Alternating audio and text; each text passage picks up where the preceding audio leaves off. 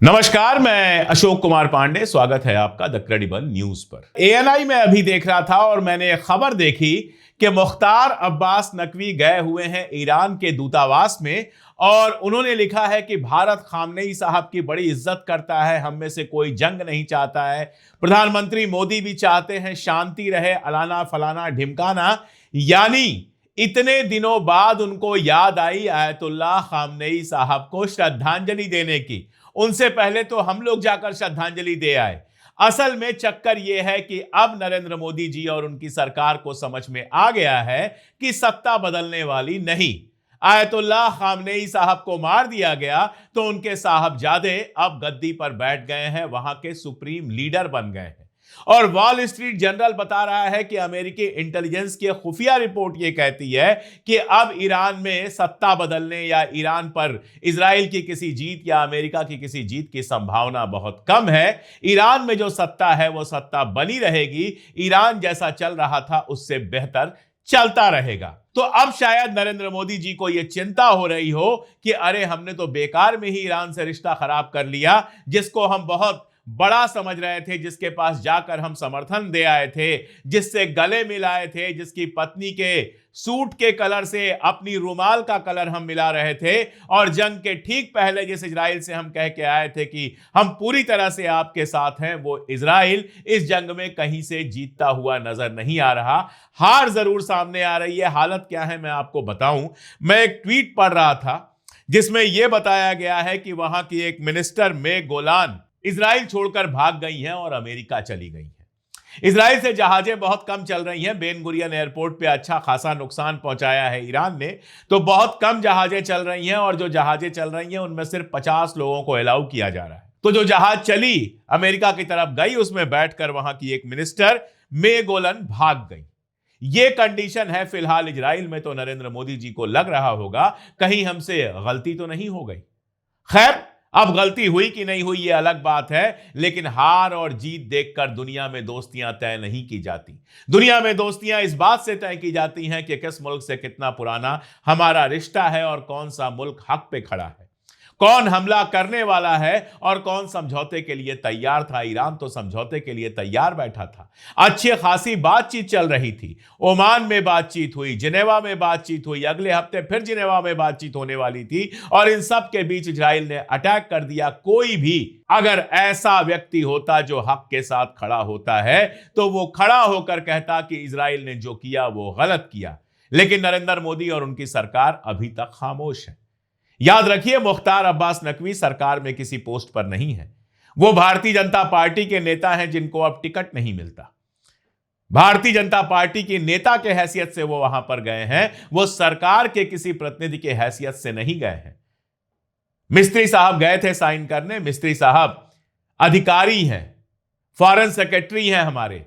सरकार का कोई मंत्री अभी तक जाकर खामनेई साहब को श्रद्धांजलि देने की भी हिम्मत नहीं कर पाया है। यह बात अलग है कि देश के तमाम दूसरे लोग वहां पहुंचे हैं और उन्होंने श्रद्धांजलि अर्पित की।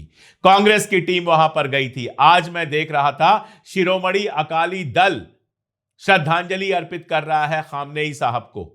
पंजाब की विधानसभा में खामनेई साहब को श्रद्धांजलि अर्पित की गई। अलग अलग पार्टियों ने श्रद्धांजलि अर्पित की, लेकिन नरेंद्र मोदी जी की हिम्मत नहीं हुई। वैसे नरेंद्र मोदी जी के किए पर मैंने आपको एक किस्सा सुनाया था। पीएलए के नेता हुआ करते थे यासर अराफात, हम सब उनकी बड़ी इज्जत करते हैं। वार चल रहा था, कुवैत के ऊपर अटैक किया था सद्दाम हुसैन ने, और उस समय वो सद्दाम हुसैन के पास पहुंच गए थे समर्थन देने के लिए। नतीजा यह हुआ कि कुवैत से फलस्तीनियों को निकाला गया। तमाम अरब मुल्कों ने यासर अराफात की मदद करनी बंद कर दी और फाइनली यासर अराफात कभी वैसे नहीं हो पाए जैसे थे। इमरान खान साहब पाकिस्तान के प्रधानमंत्री चले गए थे मिलने पुतिन से। यूक्रेन और रशिया की जंग शुरू होने से पहले नतीजा यह हुआ कि जब वो गिरफ्तार करके जेल में डाले गए तो यूरोप अमेरिका उनके साथ नहीं खड़े हुए। कोई भी जो होशियार स्टेट्समैन होता है वो कोई एक पक्ष नहीं लेता है, लेकिन मोदी जी की जाने क्या मजबूरी थी कि जाकर इजराइल के साथ खड़े हो गए। ईरान पे और डिटेल्स तो मैं जारी रखूंगा, लेकिन उसके पहले आप लोगों से एक बात कहनी है। मैं तो अपना काम कर रहा हूं, हम सब अपना काम कर रहे हैं, पूरी टीम दिन रात लगी हुई है कि ईरान पर आपको अच्छा से अच्छा, सच्चा से सच्चा अपडेट लगातार हम देते रहें। आप भी थोड़ा सा अपना काम कीजिए। अगर चैनल अब तक सब्सक्राइब नहीं किया है तो यह गलत है। चैनल तो कम से कम सब्सक्राइब कर लीजिए ताकि आपको लगातार अपडेट्स मिलती रहें और हमारी ताकत बनिए। बहुत छोटा सा काम करना है, हमारी मेंबरशिप आप ले सकते हैं। स्क्रीन पर आप देख रहे होंगे एक क्यूआर कोड, उसको स्कैन कर सकते हैं।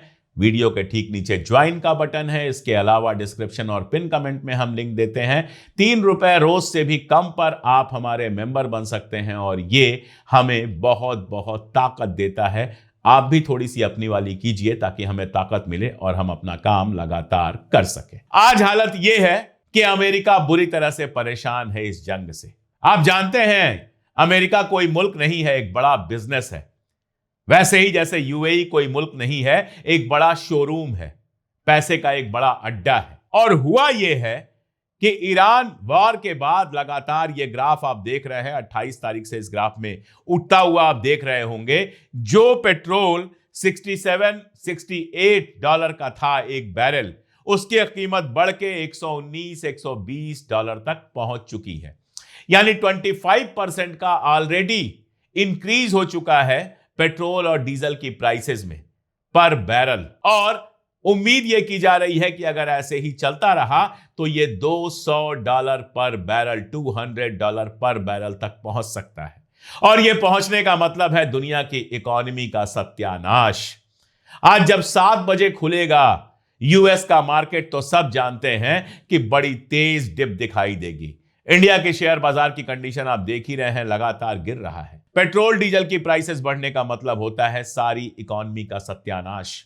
और अमेरिका सब कुछ बर्दाश्त कर सकता है, नुकसान बर्दाश्त नहीं कर सकता। जिस दिन अमेरिकी बिजनेसमैन का नुकसान शुरू हो जाएगा उस दिन वो ट्रंप को एकदम उखाड़ के फेंक देगा। हालत यह है कि ये जो लड़ाई चल रही है, अगर उसकी कीमत आप जोड़ेंगे तो रोज का जो खर्चा आ रहा है वो $1 अरब के आसपास आ रहा है। पहले हफ्ते में $6 अरब खर्च हो चुके हैं।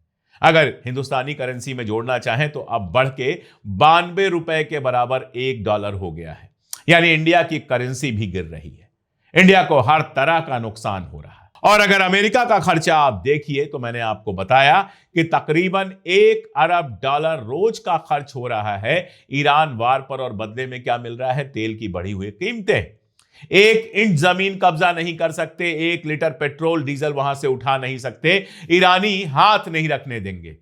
बीच में खबर आ रही थी स्पेशल ऑपरेशन ग्रुप जाएगा और उनके एटॉमिक सेंटर पर जाकर जो उनका यूरेनियम है वो उठा लाएगा। चोरी करने के अलावा अमेरिका और इजराइल को आता क्या है? आज मैंने सुबह ट्विटर फेसबुक पर ऐसे ही बताया कि तेल अवीव की कुल जो उम्र है वो 78 साल की है। 1948 में तेल अवीव बना। और कैसे बना?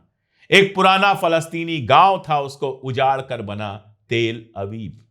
और अगर तेहरान की बात देखेंगे तो पर्शिया की राजधानी बने ही उसे तकरीबन 300 साल हो गए। और इतिहास में जाएंगे तो तकरीबन 5000 साल पुराना इतिहास है तेहरान का। तो सोचिए, एक 5000 साल पुराना इलाका है और एक 78 साल पहले जबरन बनाया हुआ इलाका है। दोनों के बीच में कहीं कोई कंपैरिजन है? इसलिए ईरान का जब हम एक वीडियो देखते हैं तो आंख भर जाती है। अक्सर कहा जाता है वहां महिलाएं बहुत दबा के रखी गई हैं। यह वीडियो मैंने देखा, कोई घायल था और बमबारी हो रही थी। एक महिला नर्स है जो भागती हैं, बमबारी के बीच से भागती हैं अपने लोगों को लेके, और वहां जो बंदा घायल है उसको लेकर आती हैं इलाज करने के लिए। और इसी के पैरेलल वीडियोस देखिए आप, इजराइल के बम गिर रहे हैं तो किस तरह से शेल्टर्स में लोग पगलाए हुए हैं। एक लड़की का वीडियो वायरल हो रहा था, चारों तरफ से धुआं है, चारों तरफ से पत्थर टूट रहे हैं, घर टूट रहे हैं, उसके बीच में उसका चेहरा आप देखिए। कल तक जो फलस्तीन में गिरती हुई लाशों पर, गिरते हुए बमों पर, गिरते हुए घरों पर खुशियां मना रहे थे, आज उनकी हालत खराब है। अभी तो एक मंत्री भाग के गई हैं और बहुत सारे लोग भागने की कोशिश कर रहे हैं। देखिएगा आप, आधा इजराइल खाली हो जाएगा अगर यह जंग चलती रहेगी। फाइनेंशियली जो नुकसान हो रहा है वो हो ही रहा है। आप जानते हैं इजराइल में ज्यादातर लोग बाहर के मुल्कों से आकर बसे हैं। किसी भी देश का कोई यहूदी हो उसको इजरायली नागरिकता मिल जाती है। तो ऐसे लोग हैं जो अमेरिका के भी नागरिक हैं, इजराइल के भी हैं। ऐसे लोग हैं जो बल्गारिया के भी नागरिक हैं और इजराइल के भी हैं, रशिया के भी नागरिक हैं, इजराइल के भी हैं। तो जब खतरा बढ़ेगा और बढ़ रहा है तो ये सारे अपना मुल्क छोड़कर भाग रहे हैं। और वहीं ईरान में लाखों की संख्या में लोग लगातार सड़कों पर आ रहे हैं, बावजूद इसके कि आसमान से आग बरस रही है। यह फर्क है इजराइल और ईरान में। बड़ी बंदिशें लगाकर रखी गई हैं इजराइल में कि वहां से खबरें बाहर ना आए, लेकिन कब तक आप बंदिशें लगाएंगे? पूरे इंटरनेट पे वीडियोस आ गए हैं, भरे पड़े हैं। और छोड़िए इंटरनेट पे बहुत सारे फर्जी और पुराने वीडियोस भी हैं। जब भी वार होता है तो एक साइकोलॉजिकल वार होता है, आजकल सोशल मीडिया वार भी होता है। तो दोनों तरफ से बहुत सारे फर्जी वीडियो लगे हुए हैं। लेकिन जेरूसलम पोस्ट, ज़ायनिस्ट अखबार, इजराइल सरकार का सबसे बड़ा गोदी मीडिया, आज जब मैंने उसको खंगालना शुरू किया तो एक के बाद एक यही खबरें थी कि ईरान की मिसाइलें गिरी, यहां 2 लोग मारे गए, 5 घायल हुए, यहां बिल्डिंग गिर गई, यहां ये हुआ, यहां ये हुआ, यहां आग लग गई। ये सब तेल अवीव यानी राजधानी के अंदर का मामला है। तो अब जेरूसलम पोस्ट भी इस बात को नहीं छुपा पा रहा है कि क्या हालात हैं वहां पर। और लोगों के ट्वीट आप देखिए, जो इजराइल में अपने घरों में बैठे रहते थे और एंजॉय करते थे टीवी पर गजा की तबाही, अब शेल्टर हाउस में बैठकर वो ट्वीट कर रहे हैं कि क्या हालत है, किस तरह मिसाइलें गिर रही हैं, किस तरह से घर टूट रहे हैं, किस तरह से सड़कों पर अफरा तफरी मची हुई है। और रास्ते के जितने भी रोड़े थे, रास्ते में जितने रडार लगाए हुए थे, जॉर्डन का रडार, कतर का रडार, यूएई का रडार, यहां का रडार, वहां का रडार, वो सब ईरान ने गिरा दिए हैं। तो जो पहले आधे घंटे पहले इनको मिल जाती थी सूचना, इनके मोबाइल पर मैसेज आ जाता था कि भाई अब जाके छुप जाओ, मिसाइल आने वाली है, वो 2 मिनट पहले मिल रहा है। 2 मिनट में पहुंच पा रहे हैं तो ठीक, वरना लोग भी काफी मारे जा रहे हैं। अब भी मरने वालों के नंबर छुपाए जा रहे हैं। बताया जा रहा है कि इजराइल ने अपने जो अंडरग्राउंड हॉस्पिटल हैं उनको एक्टिवेट कर दिया है और बिस्तर भरे हुए हैं। सबके बावजूद ये तो वो बता ही रहे हैं कि 2000 के आसपास लोग घायल हैं। हकीकत क्या होगी आप अंदाजा लगा सकते हैं। इजराइल हमेशा से इस बात के लिए फेमस है कि मरने वालों और बीमारों की संख्या घटाकर बताता है। तो इनने कभी सोचा नहीं था कि ईरान से ऐसी ताकत बरसेगी, ऐसी आग बरसेगी। और जो बरस रही है वो इनके बर्दाश्त के काबिल नहीं है। और इसीलिए अब ये कोशिश कर रहे हैं कैसे भी जंग खत्म हो जाए। और ईरान साफ साफ कह रहा है कि जंग खत्म नहीं होगी।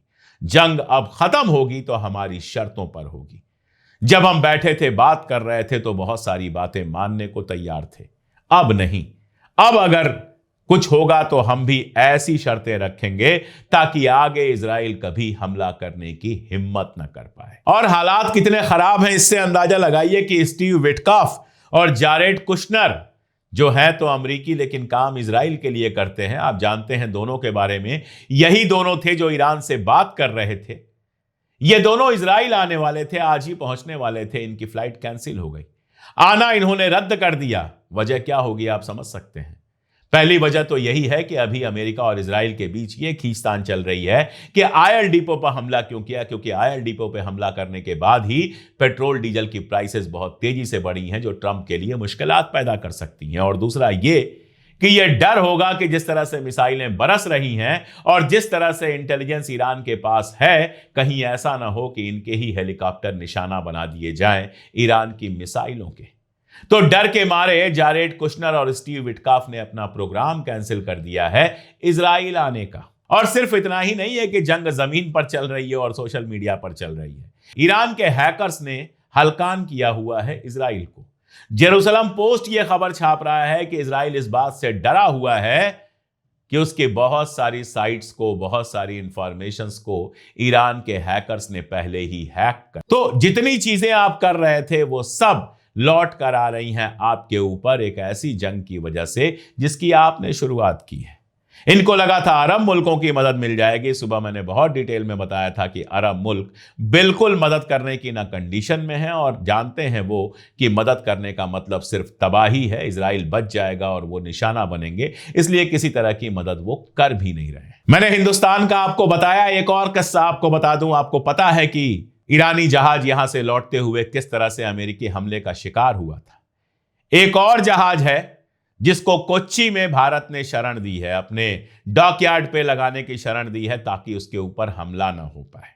ईरान को खुश करने की ऐसा लगता है छोटी मोटी कोशिशें तो जारी हैं, और ईरान भी हिंदुस्तान से कोई बड़ी दुश्मनी कभी नहीं लेना चाहेगा। वो जानता है कि पाकिस्तान और सऊदी अरबिया के बीच में जो रिश्ता है, उसके चलते सऊदी अरबिया पाकिस्तान के ऊपर प्रेशर बना रहा है कि वो ईरान के ऊपर प्रेशर बनाए या ईरान के ऊपर हमले करे या इस तरह का कुछ करे। ऐसे में ईरान को भी भारत की जरूरत है। अभी ईरान के जो उप विदेश मंत्री आए थे, मुझे लगता है अंदर अंदर कुछ बात हुई है, और ऊपर से जो नुकसान कर चुके हैं नरेंद्र मोदी भारत की इमेज का, इजराइल जाकर हाथ मिलाकर जंग के ठीक पहले समर्थन जताकर अंदर अंदर से ईरान के साथ भी एटलीस्ट मिनिमल रिश्ते बनाए रखने की कोशिश की जा रही है। खैर, राजनेता अपनी जाने, नेता लोग अपनी बात जानते हैं। नेता लोग क्या सोचते हैं, क्या प्रेशर है उनके ऊपर, वो जाने। लेकिन हिंदुस्तान की आवाम का बड़ा हिस्सा खड़ा है ईरान के साथ, अपने उस पुराने दोस्त के साथ जिसने मसला कश्मीर पर हमारा साथ दिया, जिसने जब सैंक्शन लगा था तो हमें उधार तेल दिया, बिना पैसा लिए तेल दिया, और जिसके कल्चर से हमारा कल्चर 5000 सालों से जुड़ा हुआ है। और वक्त यही साबित कर रहा है कि इस जंग में इजराइल और अमेरिका के जीतने की सारी संभावनाएं धीरे धीरे करके खत्म हो रही हैं। ईरान तबाही झेल चुका है, लेकिन मिट जाना बेहतर है, चोटिल होना, घायल होना बेहतर है। बुरा है झुक जाना, और ईरान झुकने के लिए बिल्कुल भी तैयार नहीं है। अपनी पूरी ताकत लगाकर लड़ रहा है, और यकीन जानिए कि फतेहयाब वही होगा। आज के लिए इतना ही, शुक्रिया।